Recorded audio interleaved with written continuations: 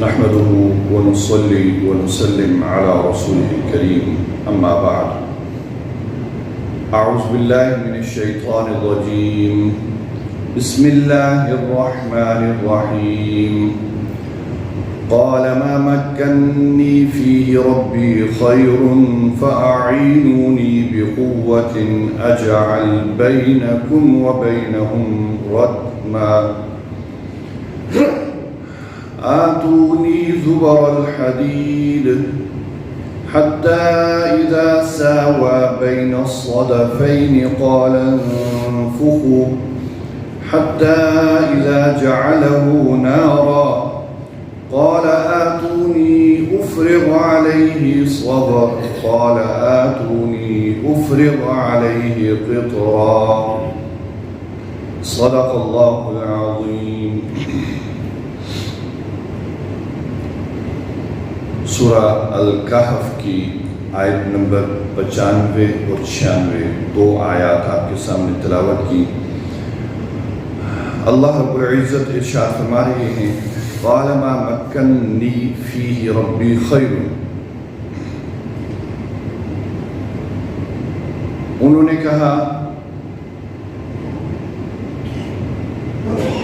کہ میرے رب نے مجھے جو کچھ عطا کر رکھا ہے وہ زیادہ بہتر ہے. فَأَعِينُونِي بِقُوَّةٍ البتہ تم میری افرادی قوت کے ساتھ مدد کرو. اجعل بینکم وبینہم ردما میں تمہارے اور ان کے درمیان ایک مضبوط بند بنا دوں گا. آتونی زبر الحدید اس کام کے لیے تم مجھے لوہے کی اینٹیں لوہے کے ٹکڑے مہیا کرو. حتی اذا ساوى بین الصدفین قال انفخوا یہاں تک کہ جب انہوں نے دونوں پہاڑوں کے درمیان کی جگہ کو لوہے کی ان اینٹوں کے ساتھ بھر دیا پر کر دیا یعنی وہ دیوار بن انہوں نے کھڑی کر دی. قال انفخوا تو انہوں نے کہا کہ اب اس کے نیچے آگ جلاؤ. حتی اذا جعلہ نارا یہاں تک کہ اس آگ نے اس پوری دیوار کو انگارے کی طرح سرخ کر دیا. قال آتونی افرغ علیہ قطرا پھر انہوں نے کہا کہ اب اس کے اوپر پگھلا ہوا تانبا یا پگھلا ہوا سیسا اس کے اوپر ڈال دو. گزشتہ آیات میں ذوالقرنین کی جو تیسری مہم تھی اس کا ذکر ہوا کہ ذوالقرنین نے تیسری مہم کو اختیار کیا اور ایک ایسی جگہ پہ پہنچے کہ جو انسانی آبادی سے بالکل الگ تھلگ تھی وہ جگہ اور وہاں پر ایسے لوگ آباد تھے کہ جن کی زبان نہیں سمجھ آتی تھی.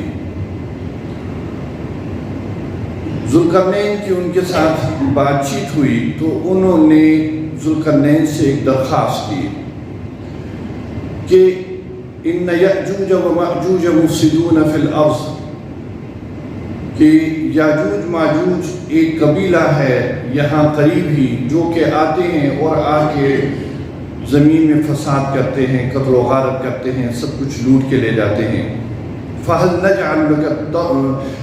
نَجْعَلُ لَكَ حَرْجًا عَلَىٰ أَن تَجْعَلَ بَيْنَنَا وَبَيْنَهُمْ صَدًّا انہوں نے کہا کہ ہم آپ کو مال مہیا کرتے ہیں آپ ہم پر جو اضافی بوجھ ڈالنا چاہتے ہیں اس کے لیے ہم تیار ہیں. اب ہمارے اور ان کے درمیان ایک دیوار کھڑی کر دیں. یہ انہوں نے درخواست کی. انہوں نے مالی پیشکش کی یا حکومت کی طرف سے جو اضافی ٹیکس لگایا جاتا ہے اس کی ادائیگی کا بھی انہوں نے وعدہ کیا کہ اگر آپ اضافی ٹیکس لگائیں گے تو ہم وہ بھی دینے کے لیے تیار ہیں، ہماری مدد کریں۔ تو ذوالقرنین انہوں نے جو اللہ رب العزت نے یہاں پہ جو ان کا رویہ، ان کا جو معاملہ، جو انہوں نے بات ان لوگوں کے ساتھ کی، اس کو بیان کیا اور اس سے ہمیں ایک بات سمجھائی۔ ذوالقرنین نے کہا ما مکنی فیہ ربی خیر، کہ اللہ نے مجھے بہت کچھ دیا ہوا ہے، وہ کافی ہے میرے لیے۔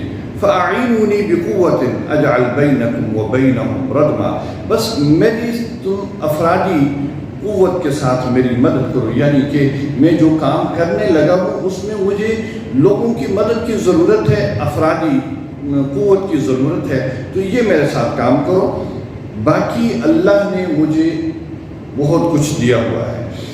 اس سے یہ بات ثابت ہوتی ہے کہ حکمران کی یہ ذمہ داری ہے کہ وہ اپنے رعایا کی تحفظ کا خیال رکھے، ہر طرح کے تحفظ کا خیال رکھے، اور اس سلسلے میں اگر اس کو ضرورت نہیں ہے تو رعایا کے اوپر اس سلسلے میں کوئی اضافی بوجھ نہ ڈالے، اضافی ٹیکس ان کے اوپر نہ ڈالے۔ رعایا کی ضرورت، ان کی حفاظت، ان کو جو بنیادی ضروریات ہیں، جو بنیادی ضروریات ہیں وہ مہیا کرنے کے سلسلے میں کوئی اضافی ٹیکس نہیں ڈالنا چاہیے حکمران کے لیے، یہ درست نہیں ہے۔